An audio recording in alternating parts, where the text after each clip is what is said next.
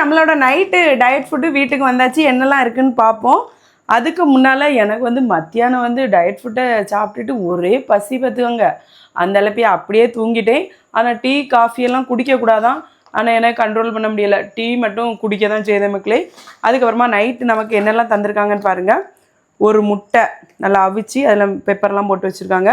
அப்புறமா இங்கே கொஞ்சம் நட்ஸ் எல்லாம் தராங்க பாருங்கள். பாதாம், வால்நட்ஸு, இந்த இதெல்லாம் அதுலேருந்து ஒரு ஏதோ கடுகு போல் இருக்குது. அது ஒரு மாதிரி கசப்பாக இருந்து, ஆனால் எப்படியோ சாப்பிட்டுட்டேன். பசி நல்லா இருந்துச்சு பார்த்தீங்களா. அதுக்கப்புறமா தர்பூசணி, இது பப்பாளின்னு நினைக்கிறேன். பப்பாளி தான்.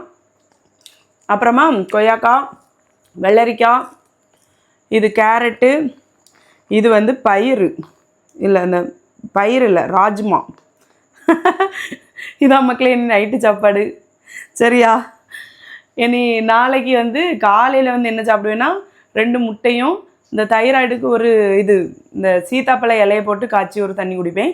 மத்தியானம் வந்து டயட் ஃபுட்டு வந்துடும், நைட்டும் வந்துடும்.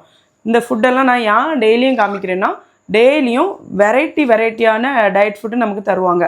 நம்ம வந்து வீட்டில் பண்ணுறதா இருந்தால் இந்த மாதிரி மெனக்கெட்டு ஒவ்வொரு இவ்வளோண்டு வைக்கிறதுக்கு நம்ம மொத்தமாக தான் சாப்பிடுவோம்.